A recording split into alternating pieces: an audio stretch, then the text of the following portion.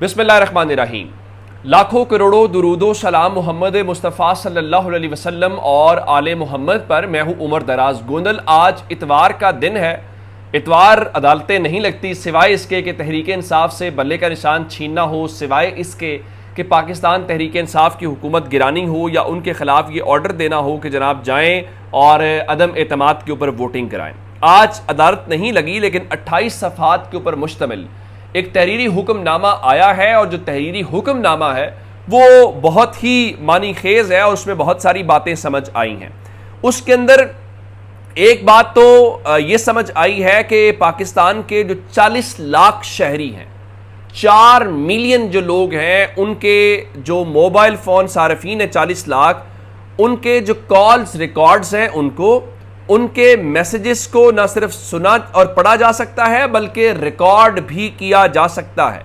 और ये पता ये चला है कि जो लॉफुल इंटरसेप्ट मैनेजमेंट सिस्टम है उसके तहत ये एक्सेस उन तक मिली हुई है। अच्छा, आप हैरान इस बात के ऊपर होंगे कि इस सारे मामले के अंदर जो हुकूमत है वो इनकार करती रही है और वो ये कहती रही है कि हमने इस सिलसिले में किसी किस्म की कोई इजाज़त जो है वो नहीं दी हुई और हम इस हवाले से कोई रसाई नहीं है। लेकिन जो पीटीए है यानी पाकिस्तान टेली कम्युनिकेशन अथॉरिटी, वो अदालत को बता चुके हैं कि जनाब हमने भी किसी एजेंसी को जो सर्विलेंस की इजाज़त है वो नहीं दी हुई। अब इसमें जो पता ये चला है कि इस सारे मामले के अंदर के टेली कम्युनिकेशन जो कंपनीज हैं, मिसाल के तौर पे जो आपको मोबाइल सर्विस फराहम करते हैं, उन्होंने क्या किया कि उन्होंने उस पीटीए के हुक्म के ऊपर यानी पाकिस्तान टेली कम्युनिकेशन अथॉरिटी के हुक्म के ऊपर एक लीगल या लॉफुल इंटरसेप्शन सिस्टम बनाया और वो बनाकर अपने खर्चे के ऊपर बना के एजेंसीज को दे दिया।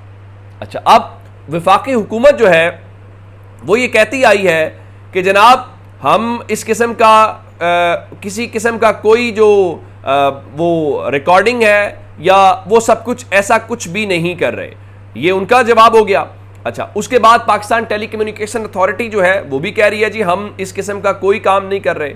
लेकिन अब जब टेली कम्युनिकेशन कंपनीज जो है वहां से पता चला तो अब इस सारे मामले से जो है वो बात सारी खुल के सामने आ गई। इस मामले के ऊपर हुआ ये कि विफाकी हुकूमत बार बार कह रही थी कि आप चैम्बर समात कर लें, तो अदालत ने चैम्बर समात की जो इस्तदा है वो मुस्तरद कर दी और अब ये जो लाखों शहरियों यानी 40 लाख शहरियों की बैक वक्त वो कर सकते हैं, उसके ऊपर जो जनरल साहब हैं जो इस वक्त टेली कम्युनिकेशन अथॉरिटी के सरबराह भी हैं, उन समेत बाकी सबको तौहीने अदालत के जो शोकॉज नोटिस हैं वो जारी कर दिए गए हैं।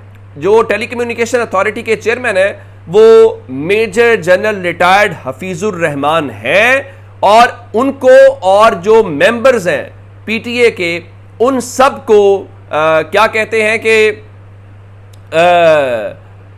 अब तौहीने अदालत का नोटिस जारी कर दिया गया। उसकी वजह यह है कि इन्होंने अदालत के सामने गलत बयानी की है, विफाकी हुकूमत ने गलत बयानी की है और ये कहते रहे हैं कि हमने कोई किसी की ना ऑडियो रिकॉर्ड करते हैं ना हमें कोई।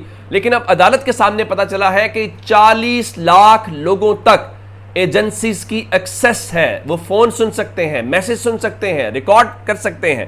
तो और अब इस सिलसिले में जब कंपनीज ने कहा कि हमें तो पीटीए ने कहा तो हमने कर दिया, तो अब जो पता ये चला कि जो मजाज एजेंसी है वो किसी भी सिम या मोबाइल से मुतल्लिक एक बटन दबाकर ट्रैक एंड ट्रेस रिक्वेस्ट करती है और उसके बाद वो अज खुद सिस्टम में दाखिल होती है और सिस्टम कनेक्ट हो जाता है और किसी इंसानी मुदाखलत के बगैर वो शहरी की तमाम किस्म की जो कम्युनिकेशन का रिकॉर्ड है यानी फ़ोन कॉल्स, मैसेजेस, उसका फेसबुक का डाटा, वेब पेजेस, उस तमाम की जो सर्विलेंस सिस्टम के मॉनिटरिंग सिस्टम में चला जाता है और उसको यूं एक्सेस हो जाती है।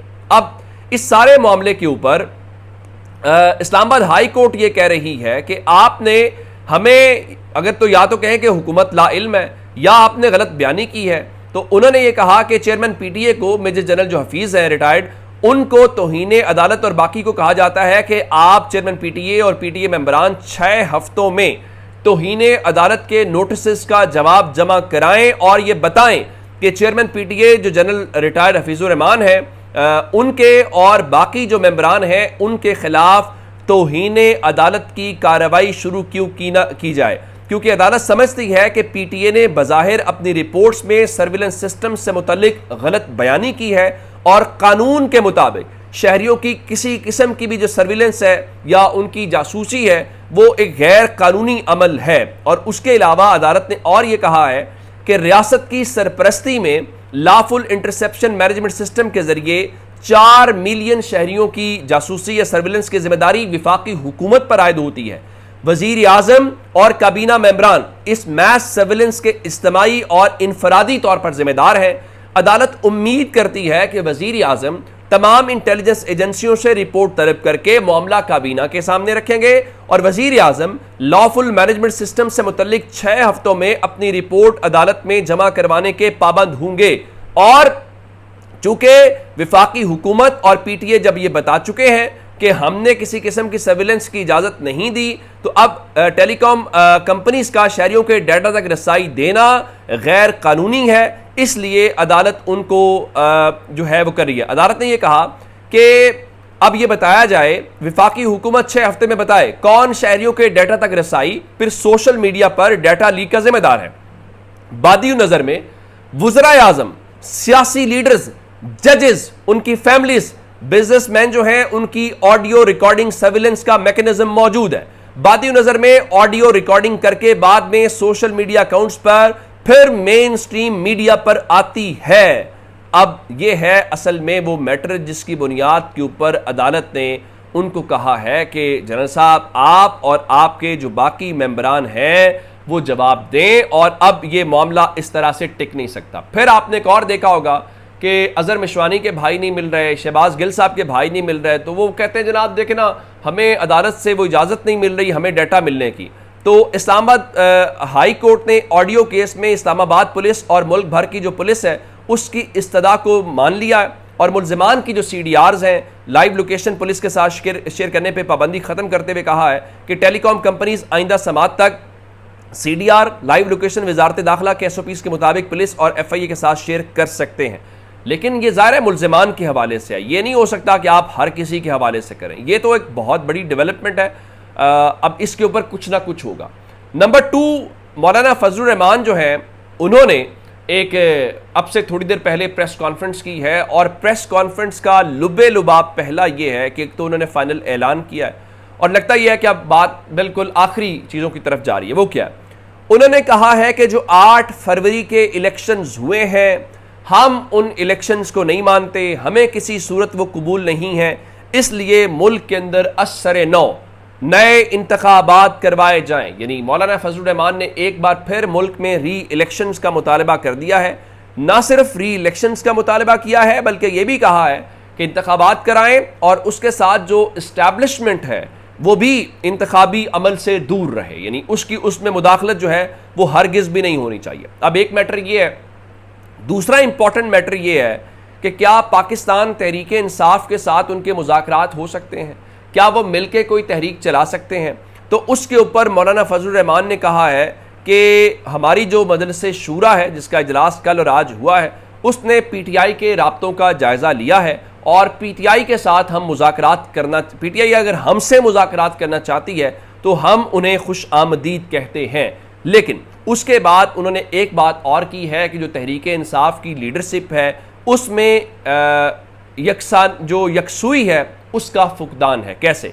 उनके मुताबिक पार्टी के सरबराह की तरफ से वफूद आते हैं, यानी जो इमरान खान वफूद भेजते हैं और वो हमारे साथ वहाँ से मामलात को तय करने की हिदायत लेकर आते हैं, लेकिन इस वक्त तक किसी मुज़ाकराती टीम का ऐलान नहीं किया गया। और अब उन्होंने फिर एक और भी बात की है, उनका देखें अगर आपने हमसे मुज़ाकरात करने हैं तो आप कम से कम पहले आपस में जो इख्तलाफात हैं वो ख़त्म कर लें, आपस में मुत्तहिद हो जाएं और फिर हमसे मुज़ाकरात कर लें। अब ये बात वो क्यों कर रहे हैं? वो ये बात इसलिए कर रहे हैं कि सुन्नी इत्तेहाद काउंसिल के जो हामिद रज़ा साहब हैं उन्होंने इस सिलसिले में ये कहा था कि वो शायद इन मुज़ाकरात के हक़ में नहीं है। लेकिन ज़ाहिर है पाकिस्तान तहरीक इंसाफ तो मुज़ाकरात चाहेगी, लेकिन फजलुर रहमान साहब की बात जायज़ है। अगर आपने चीज़ों को करना है तो फिर यकसू हो जाए और यकसू हो के चीज़ों को किसी अंजाम तक पहुँचाएँ ताकि मामला कुछ ना कुछ ऊँट किसी करवट तो बैठे। तो ये अब तक की डिटेल्स से अपना बहुत सारा ख्याल रखिएगा। खुदा हाफिज़।